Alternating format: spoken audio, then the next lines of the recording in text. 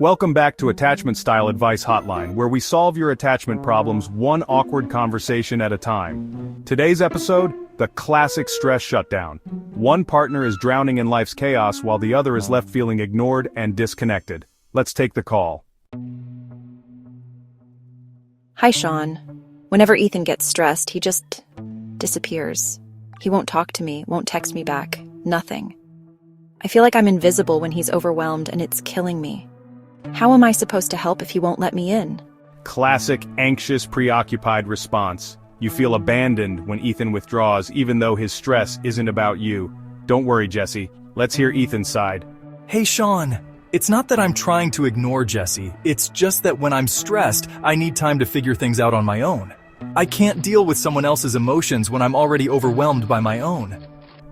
Textbook avoidant coping mechanism. You're treating stress like a solo mission, but your silence is fueling Jesse's anxiety. Let's decode what's really going on. Here's what's happening, team. Jesse, your anxious attachment style makes you want to connect and solve problems together. When Ethan pulls away, your brain goes into abandonment panic mode. Meanwhile, Ethan, your avoidant attachment style makes you instinctively shut down when life gets overwhelming because opening up feels like an added burden. Sound familiar? Exactly. I just want to help, but it feels like he's shutting me out. It's not about shutting her out. It's about needing space to handle things on my own. And that right there is the disconnect. Jesse, you think connection is the solution. Ethan, you think space is the solution. Let's figure out how to meet in the middle.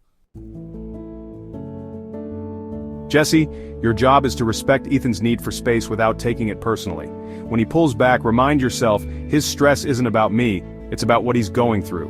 Instead of bombarding him with texts like, "Are you okay?"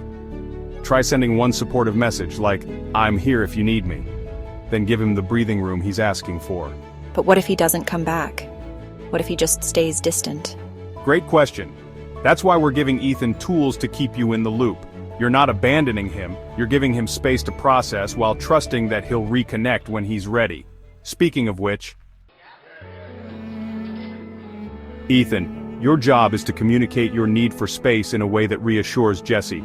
For example, say, "I'm feeling really overwhelmed right now and I need some time to process. I'll check in with you tonight." This shows her that your withdrawal isn't a rejection, it's just your way of coping. Okay, but what if I really just can't talk in the moment? Then be honest about that too. For example, "I'm not ready to talk right now, but I'll let you know when I can." Transparency beats silence every time. It keeps Jesse calm and gives you the space you need. Alright, here's your homework.